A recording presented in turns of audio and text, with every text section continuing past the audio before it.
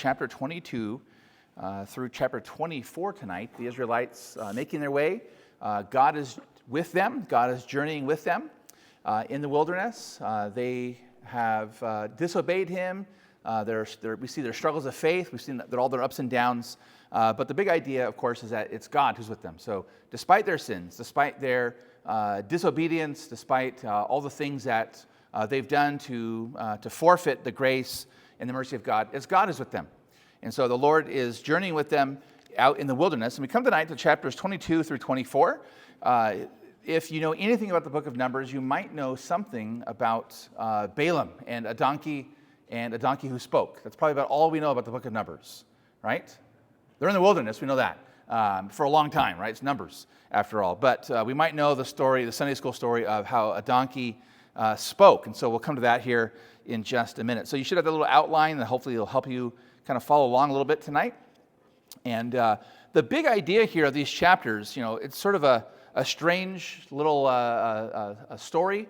These three chapters make up one big kind of unit, one big story, and it seems kind of strange and kind of awkward. But the big idea is that God uses a fearful king, this King Balak, to hire a false prophet, Balaam, to proclaim that his promises, God's promises that he made to Father Abraham, are being fulfilled.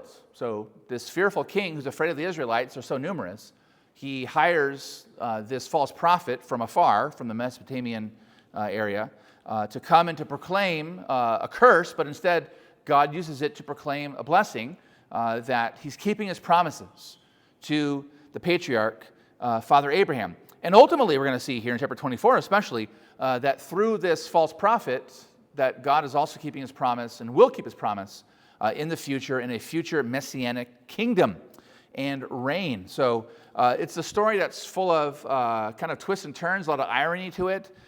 We have this prophet who's supposed to be so spiritually wise, but he's so dumb that it takes a donkey to see the angel of God. He can't see the angel of God, but this donkey can, and he proclaims ultimately that God is keeping his promise to Abraham in the Israelites. So instead of cursing the Israelites, he's really cursing King Balak to say that the Lord's keeping his promise.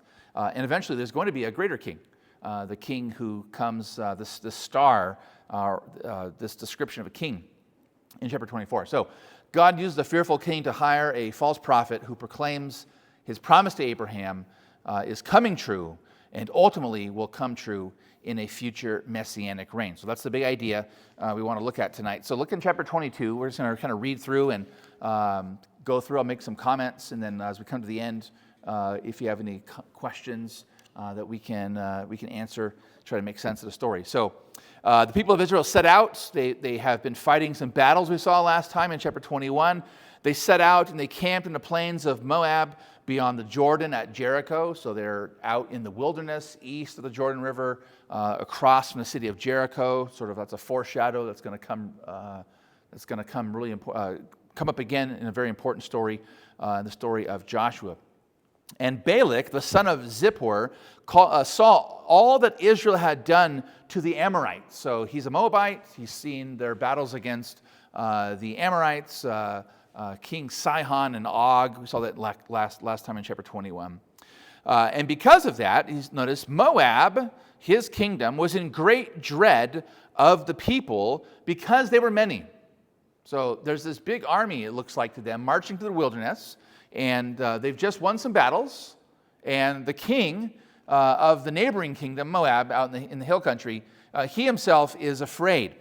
So, and there's fear overcoming his entire people. Moab said to the elders of Midian, this horde will now lick up all that is around us, as the ox licks up the grass of the field. So, in other words, we're dead, right? We're going to lose. There's no way we can stand against them. They're too numerous, way more numerous than we are. So Balak, the son of Zippor, who was the king of Moab at the time, sent messengers to Balaam, the son of Beor, at Pethor, which is near the river. In the Old Testament, the river means one particular river. That's the region. What's the big river? There's two rivers, but what's the main river that flows through? Okay, and so it's the river Euphrates. Okay, so and this area of Pethor, we think it's somewhere in the northern part of Mesopotamia, which would be in Syria today. He's there near the river in the land of the people of Ammah to call him, saying, "Behold, a people has come out of Egypt. They cover the face of the earth, and they are dwelling opposite me. Come now, curse this people for me, since they are too mighty for me. Perhaps I shall be able to defeat them and drive them from the land. For I know that he whom you bless is blessed, and he whom you curse is cursed." Now it's interesting how Balak views Balaam as this sort of, he's an efficacious prophet. Like, his reputation precedes him, and all throughout the ancient world, he's known. But what's interesting is the way that King Balak describes Balaam, that everyone he curses is cursed, and the opposite. Anyone he blesses is blessed. Why is that important? Why is that so significant, that little phraseology there? So this is Balaam, the prophet, right? He's a false prophet. He's not an Israelite. But everyone he blesses is blessed. Everyone he curses is cursed. Why is that important? Where does that come from? What does it sound like? It sounds just like the Lord promising to Abraham in Genesis 12 that he is going to bless Abraham, and anyone who blesses him is going to be blessed. Anyone who curses him is going to be cursed. So unbeknownst to King Balak, this is the very promise of God to Abraham. But he thinks that he's going to hire this prophet, this false prophet, to come and to do that very thing, or really the opposite of it, to curse the Israelites. So again, it's sort of a foreshadowing in the whole story of what's really going to happen here. And the irony is, he thinks that he's such a powerful prophet that he can curse the Israelites. They're going to be afraid of the Moabites, and they're going to sort of flee, tuck tail, and flee.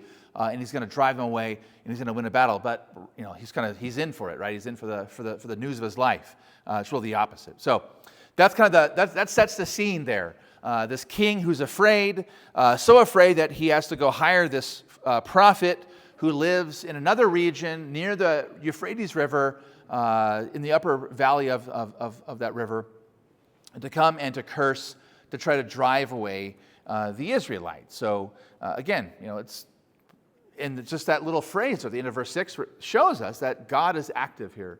God is doing something. He's the one who ultimately is like the key figure in the story. It's not Balak, it's not Balaam, it's not even the donkey. The real character here is God, because he's going to bless his people and he's going to curse his enemies. So notice then Balaam, this prophet, he has this encounter, his first encounter with God. The story is very highly structured, a lot of threes, things come in threes. So if you read the story closely and you just kind of count up, how many times things happen 3 times, you'll see there's a highly structured way to it. And so he encounters God 3 times. His donkey sees the angel of the Lord 3 times. And then he blesses Israel 3 times, right? Balak's like, hey, you got to curse them. And 3 times he actually blesses them. So things in this story at least come in 3. So the elders of Moab and the elders of Midian departed with the fees for divination in their hand. So he wasn't just a prophet, he was a prophet for hire. Okay, this is how he made his living. He was so good at what he did. Divination. He called upon various gods. He did various ceremonies. We see some of those ceremonies here. He sets up some altars and some sacrifices and so forth. And whatever was going on, whether he was just a charlatan and he was just a good huckster, trickster, snake oil salesman, or whether he was calling upon false gods and demons and they were actually doing something, that's beyond the point. The point is that he was good at what he did. And he was so good that foreign kings would send delegations with money to hire him. So they do that. They came to him, they gave him Balak's message, and he said to them, "Lodge here tonight, and I will bring back word to you." And it's interesting, isn't it? As the Lord, notice, as the Lord speaks to me. He's not an Israelite. He's not a worshiper of the true God. So the story, when we read the story, lots of it sounds like he's a good guy. But underneath it all, he's really not. So he's heard Balak say these people come from the land of Egypt. No doubt he told them about the whole story of the Exodus, and the God that they worshipped was Yahweh, was the Lord. And so he says, okay, well, I'm going to, do some divination, and I'm going to wait and see if that God says anything to me. So don't take that as, oh, he's a worshiper of the Lord, and he's going to come in piety, and he's going to cry out to the Lord and offer up some good sacrifices for the Lord. And no, he's just using the Lord's name in vain, and he's trying to manipulate. So we're going to see here, he's kind of like stuck between a rock and a hard place. He has the demands of Balak and all this money, but then he has what God says, like the true God. So do I obey the king and get my big payment, or do I follow after what I just heard this God say? So they stayed there. We read verse 8. Verse 9, God came to Balaam and said, so notice the alternating between Yahweh and Elohim, the Lord and God, who are these men with you? And Balaam said to God, do you think God doesn't know? Right? So God always, just like Jesus, like the Lord asks questions to get answers, to kind of lead people, to draw people along. So, who are these people with you? Balaam says, Balak, the son of Zippor, king of Moab, he sent to me saying, behold, the people has come out of Egypt, and it covers the face of the earth. Right? Just like the Lord said, as many as the stars of the heavens and as the sand of the sea. Again, we're seeing like God's promises are being fulfilled, whether he and they realize it or not. Now come, curse them for me. Perhaps I shall be able to fight against them and drive them out. God said to Balaam, you shall not go with them. You shall not curse the people, for they're blessed. Right? So it's the opposite. Right? The king wants you to curse.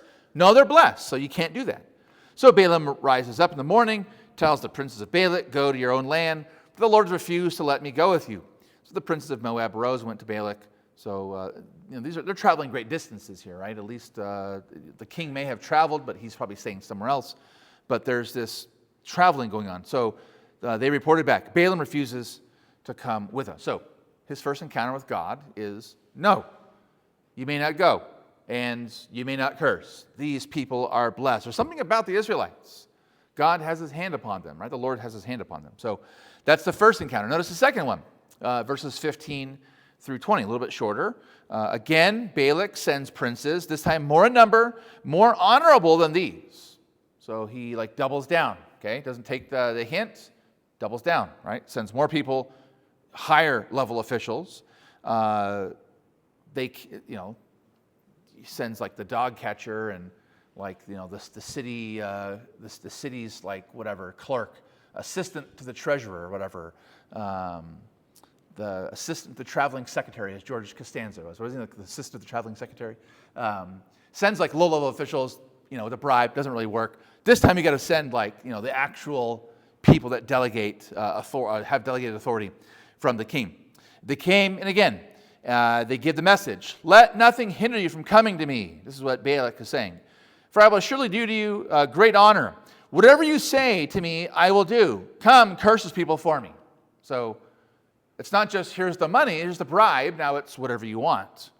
But Balaam answered and said to the servants of Balak, though Balak were to give me his house full of silver and gold, I could not go beyond the command of the Lord, my God, to do less or more. So again, he sounds like but don't forget, this is a pagan. He's not a believer. This is a pagan. But he's speaking prophetically about the Lord, even saying he's the Lord my God. So you too, please stay here tonight that I may know what the Lord will say to me. And so he does the whole thing all over again. God comes to him, right? So we see the presence of God there at nighttime. That's important because in ancient Mesopotamian religion, prophets and divinists or divinizers, whatever, they would do their magical arts at night. Okay, this is when you do it. So, it's significant, right? He's doing false religion at nighttime, and so he's just doing what we would expect him to do. And God says this, if the men have come to call you, rise, go with them, but only do what I tell you. So he rises up, gets on his donkey, and he goes. So first time the Lord says no. This time the Lord says yes, but you can only say and do what I tell you. So he's going to use this false prophet to accomplish his purpose, okay? The third time then, so there's another encounter. We read in verse 22, God's anger was kindled because he went. The angel of the Lord took his stand in the way as his adversary. Now he was riding on the donkey, and his two servants were with him. Notice the donkey saw the angel of the Lord standing in the road with a drawn sword in his hand. The donkey turned aside out of the road, went into the field. Balak struck the donkey to turn her into the road. So what does the donkey see that he doesn't see? But I thought he was like this great diviner of gods and angels and demons and powers, and he's the guy they're trying to pay. He's the guy that Balak just said, you can have my entire house. And he's like, hey, if the house is full of gold and silver, I can't even take that if the Lord says not. So the donkey, right? The donkey has more spiritual sense than this prophet. Okay. Again, it shows us, it's sort of a funny little detail of the story. He's not some pious worshiper. No, he's a charlatan. He's a worshiper of false gods. And they think he's so good, but in reality, he can't even see the angel of the Lord with a flaming sword, right, the drawn sword, guarding the way, which the donkey sees. The donkey runs away. He kicks the donkey, tries to get it to go back in the road, but it doesn't. Again, the second time then, verse 24, the angel of the Lord stood in the narrow path between the vineyards, the wall on the other side. When the donkey saw the angel of the Lord, she pushed against the wall and pressed Balaam's foot against the wall. So he struck her again. So he doesn't see, right, what the angels or what the donkey sees. And then again, there's a third time. The angel of the Lord went ahead and stood in a narrow place where there was no way to turn either to the right or to the left. When the donkey saw the angel of the Lord, so it's always emphasizing the donkey is seeing the angel of the Lord, she laid down under Balaam. Balaam's anger was kindled, and he struck the donkey with his staff. Then the Lord, notice, opened the mouth of the donkey, and she said to him, right, you can't see what's going on. So the Lord now is like, hey, you can't see what's going on. Now I'm going to tell you what's going on. The donkey opens up its mouth. What have I done to you that you struck me these 3 times? And Balaam said to the donkey, because you've made a fool of me. The donkey didn't need to make a fool of him. He is a fool, right? So it's a funny story, okay? You made a fool of me. If the donkey, besides the Lord giving him ability to speak, if the donkey could actually speak on his own, he would have been like, what are you talking about, you are a fool. I wish I had a sword in my hand, for then I would kill you. The donkey said to Balaam, am I not your donkey on which you have ridden all your life long to this day? Is it my habit to treat you this way? And he said, no. Then the Lord opened the eyes of Balaam. So notice that. The Lord has to do something that Balaam can't do on his own. He saw the angel of the Lord standing in the way with his drawn sword in his hand, and he bowed down and fell on his face. So again, he's supposed to be this diviner of gods and the prophesier and the seer of the future and so forth. But when the true God shows up, he bows down. He's completely prostrated, humbled, right? So he tells the donkey, "You made a fool of me." But the Lord's like, "No, I'm gonna humiliate you. I'm gonna humble you before me." The angel says, verse 32, why have you done this 3 times? And behold, I've come out, this is the angel, to oppose you because your way is perverse before me. So again, don't think, because he says in that one time, I can only do what the Lord my God tells me to do. He's a false prophet. He's a sinful man. He's looking for money. Okay, he's a prophet for hire, and other passages in the Bible tell us that very thing, that he's a prophet for hire. The donkey saw me, turned aside before me these 3 times. If she had not turned aside from me, surely just now I would have killed you and let her live. that Balaam said to the angel of the Lord. And just if you circle every time that phrase shows up, it's like again and again and again to emphasize, right? The angel of the Lord is here. God himself in this form is the one who's doing something here, who's intervening. And, it's not Balaam or the donkey that's the key, it's the Lord.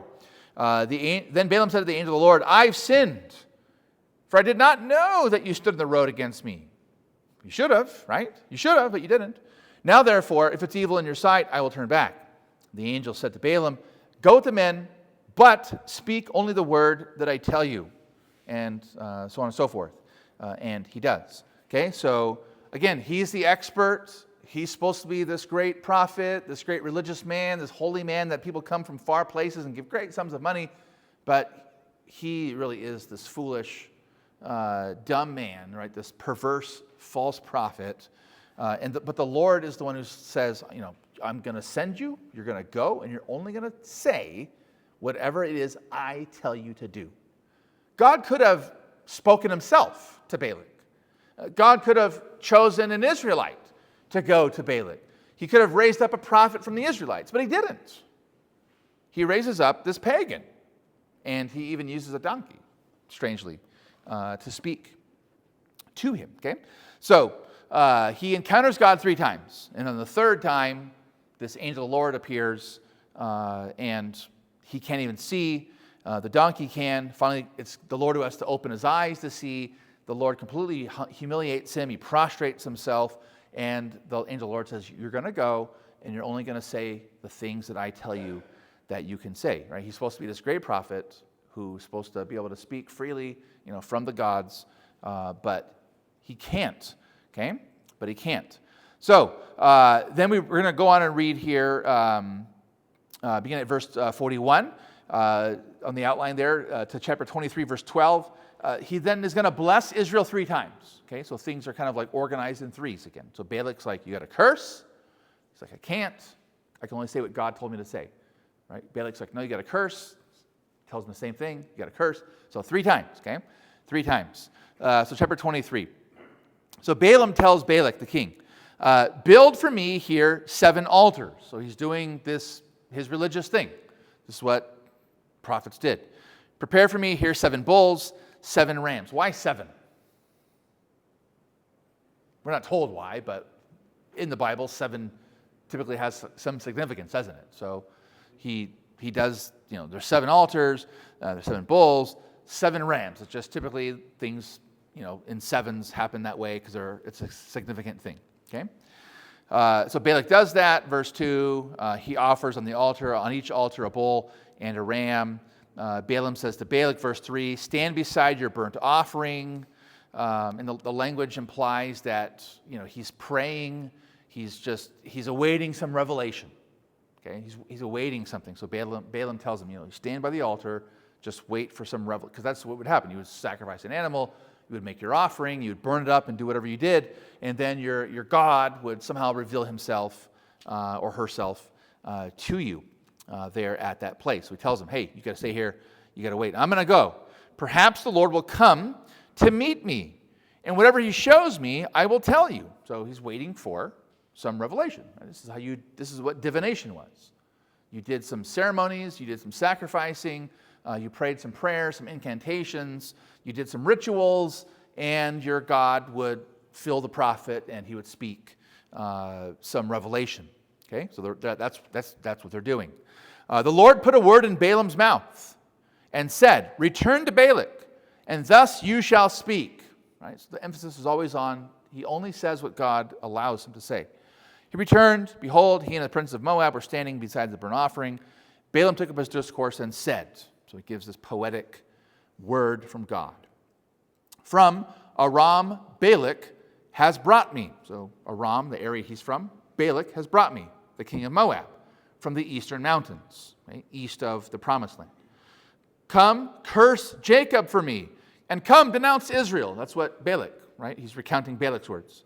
And then here's what Balaam now is saying in response from the Lord. How can I curse whom God has not cursed? How can I denounce whom the Lord has not denounced? Okay? For from the top of the crags I see him. From the hills I behold, and behold a people dwelling alone, and not counting itself among the nations. Who can count the dust of Jacob, or number the fourth part of Israel? Let me die the death of the upright, and let my end be like his. And Balak said to Balaam, what have you done to me? Verse 11. What have you done to me? I took you to curse my enemies, and behold, you done nothing but bless them. And he answered and said, must I not take care to speak what the Lord puts in my mouth? So, strangely, we have the inspired word of God from this perverse, money-grubbing false prophet. Okay? So, God uses all kinds of ways to speak at times, doesn't he? So, there's an ancient saying that God strikes a straight blow with a crooked stick, meaning God can do what he wants. And if you have a broken little twig and you have to make a straight line, somehow God can use a broken twig, a cracked reed and whatever, a crooked stick to make a straight line. God is going to raise up whom he wants. When God wants to speak, he can do it any way he wants to do it. Okay? So Balaam is just being the mouthpiece here of the Lord. Now, there's a second time then. Okay? And again, just all three times, the point is that this money-loving false prophet is inspired by the Spirit of God. Okay? Inspiration has nothing to do with the person who's speaking or writing. Okay? It has to do with God, the God who carries along and the God who speaks through. So it's not about him, it's about the Lord. Okay? It's about the Lord. The second time then is there in chapter 23, beginning at verse 13. He says again, this is Balak, come with me to another place from which you may see them. So now he's like, hey, I'm going to take you to a high mountain so you can look down and see just how big this army of people are. My army is pretty big, but I have nothing compared to this. So he's trying to persuade Balaam to see, his predicament. Wink, wink, I've got a lot of cash waiting for you if you would just curse down on these armies. Okay? So he's trying to persuade him by any means necessary.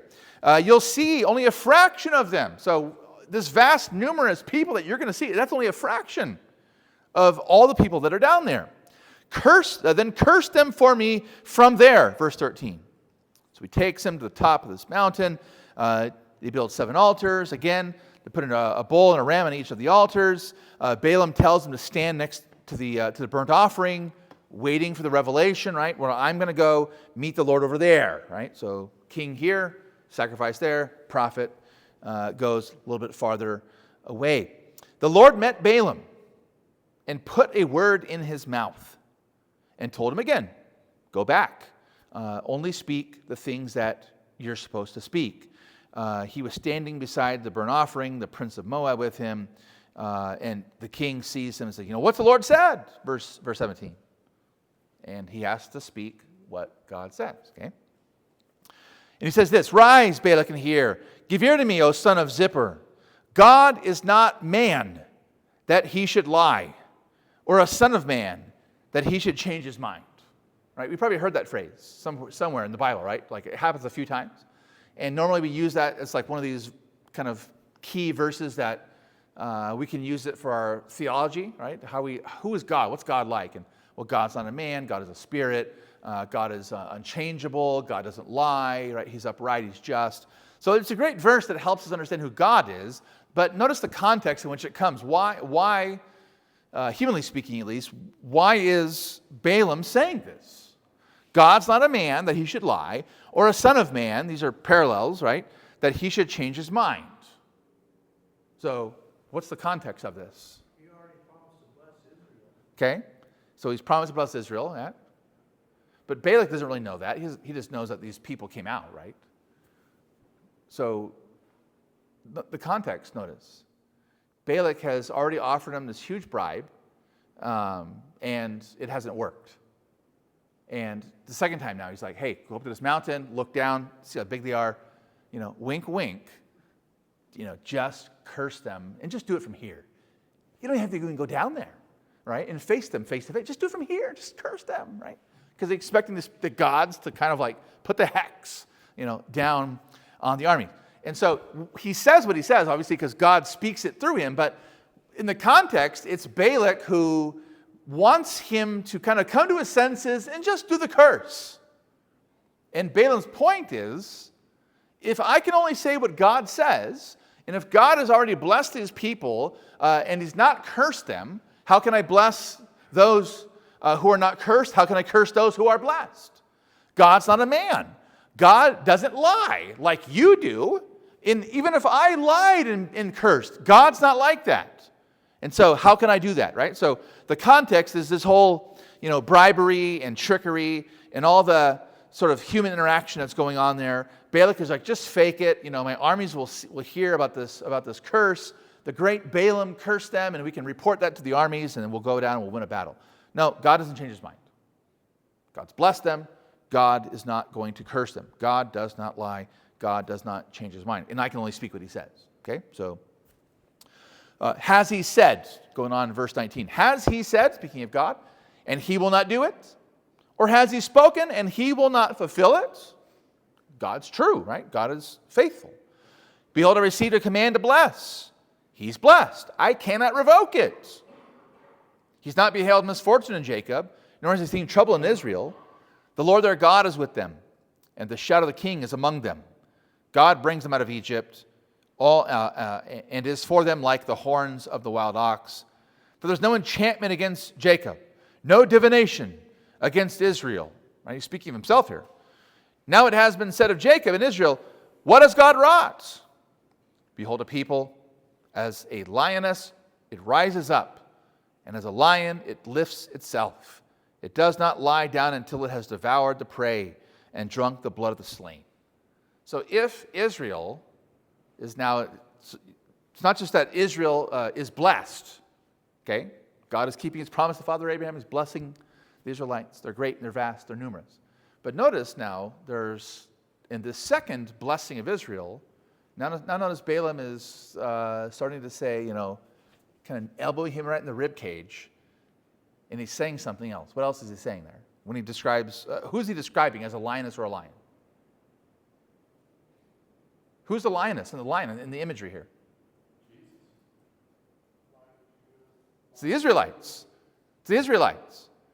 This vast army is like a lioness as it gets up off the ground, or like a lion that gets up and it's going to go eat. Who's going to eat? His enemies, right? Who are the enemies? The Moabites. Balak. You want me to curse these people? No, actually the curse is on you. Okay? You want me to put the hex on them? Sorry.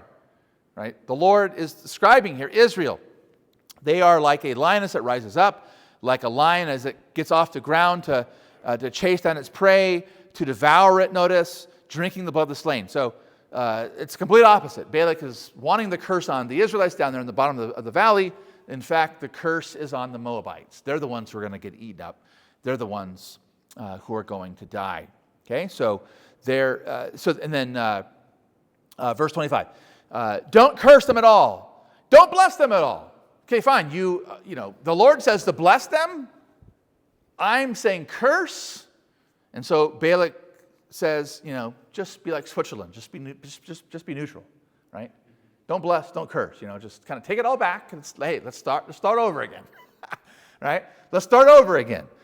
Don't bless, don't curse. Let's just let bygones be bygones. The first two times, it's fine. Let's start all over again. Hello, my name's King Balak.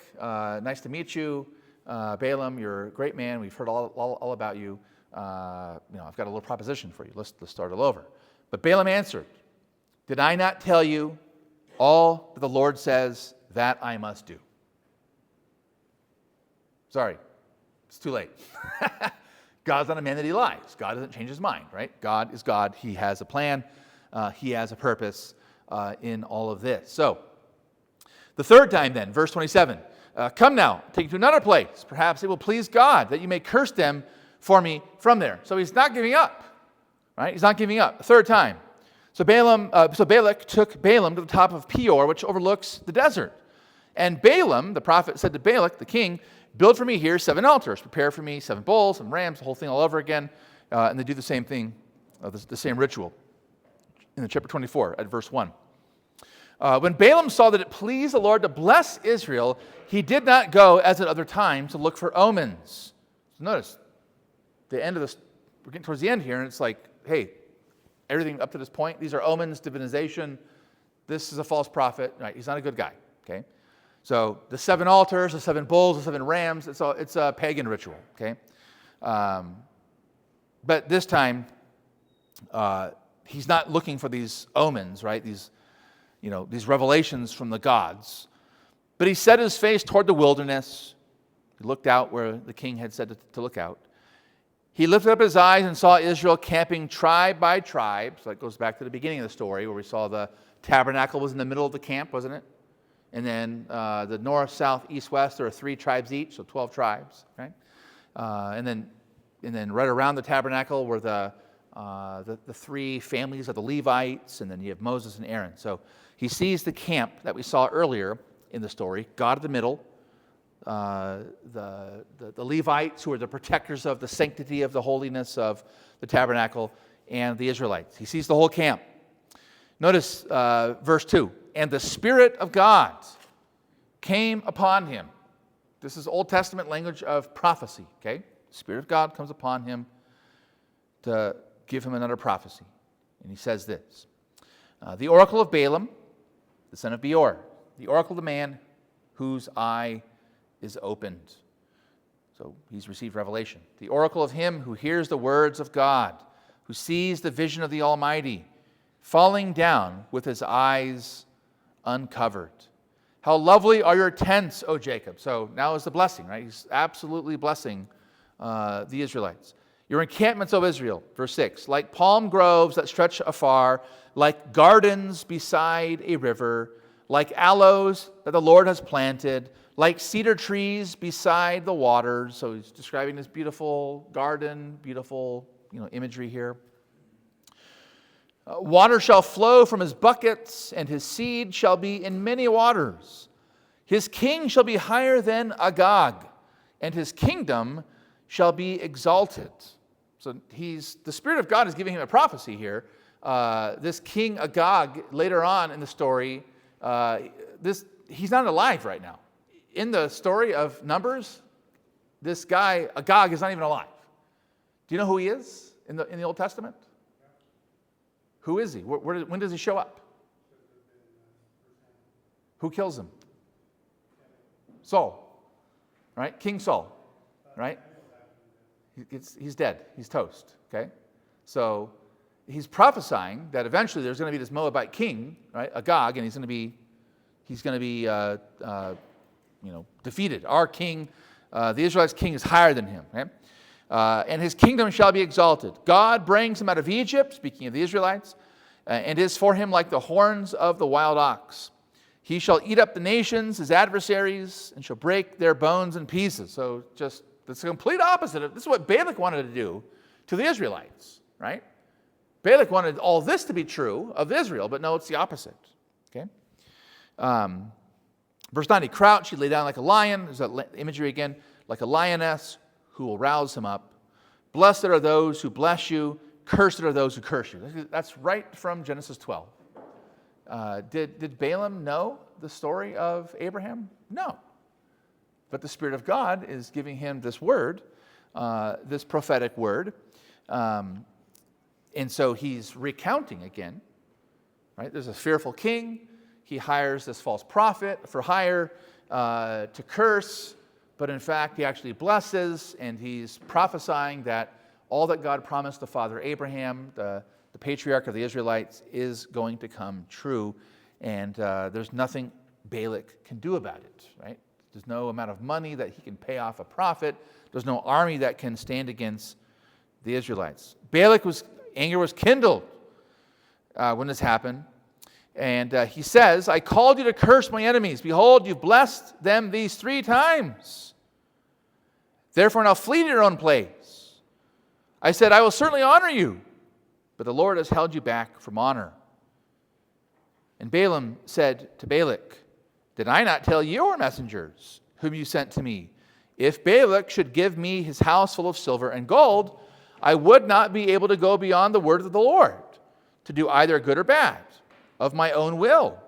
What the Lord speaks, that will I speak. This is a pagan saying this, okay? If a pagan says that, how much more so a believer, right? An Israelite, a true prophet. So, what the Lord speaks, that will I speak. Just a wonderful little phrase, right, for us to put in our hearts. Okay, if this pagan prophet for hire said that, how much more so us, right? We want to stick to what God says, know His word, understand His will for our lives, and if He says something, we want to speak to that thing. If God doesn't say something, what should we do? If God says something, we should speak it. If He doesn't say it, what should we do? Not say it, right? Be silent. Speak what God says, okay? So be bold in the things that God is bold about, and the things that He leaves silent, just let it be, okay? Just let it be. And now, behold, I'm going to my people. Come, I will let you know what this people will do to your people. So what this people, Israel, will do to your people, the Moabites, in the latter days. Now that phrase, in the latter days, can mean it can be used just in general of the future, but it also can mean, in a time to come, in an age of prophetic fulfillment. So it could just mean hey, this is going to happen in the future, which kind of it is saying that, right?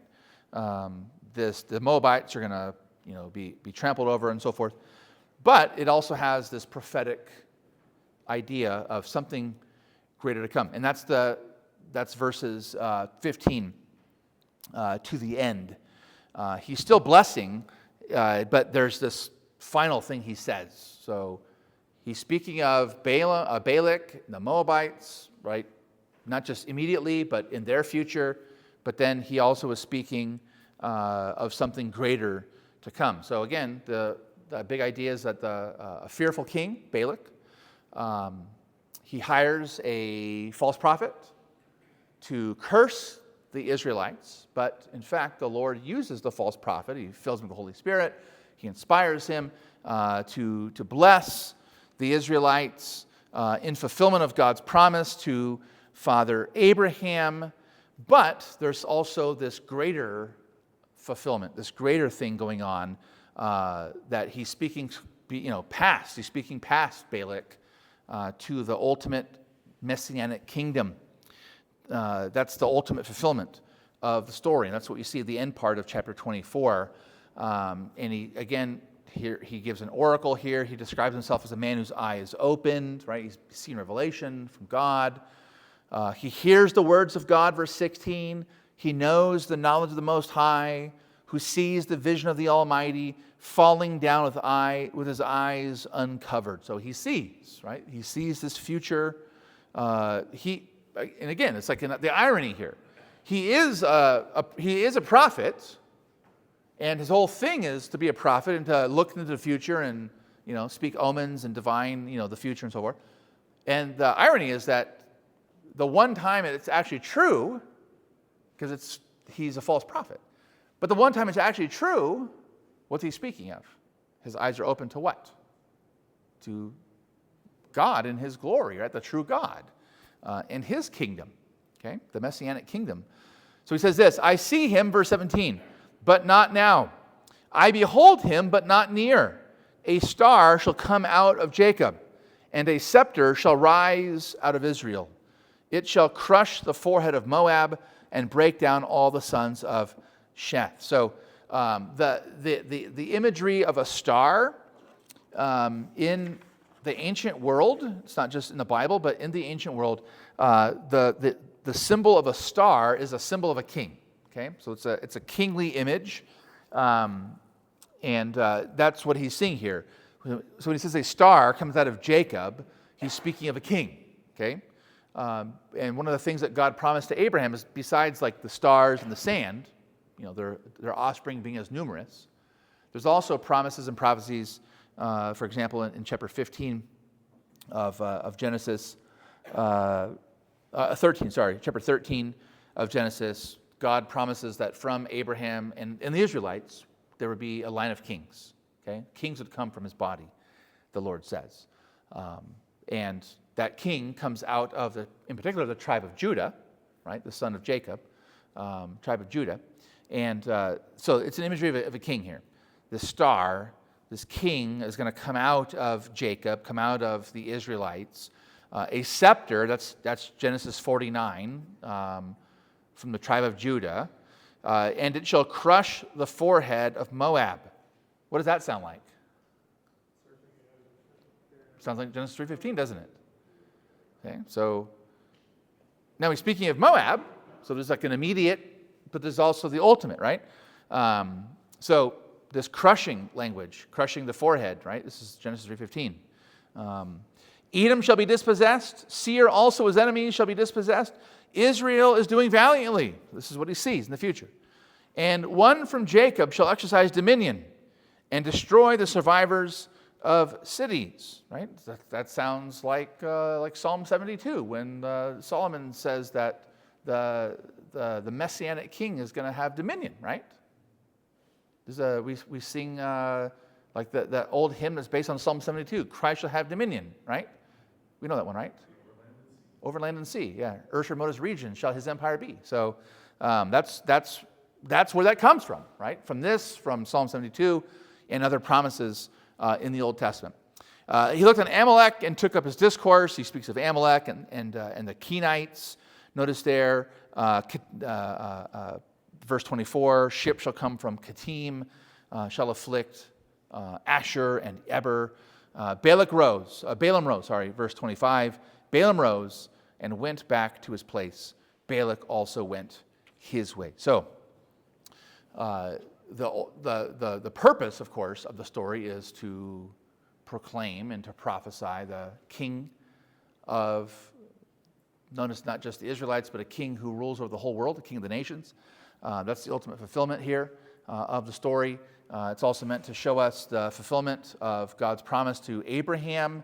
And he does that, strangely enough, he does it through this perverse false prophet for hire who was hired, at least attempted to be hired, by a king, a fearful king, who wanted just to curse them so that he would win a battle and disperse them away.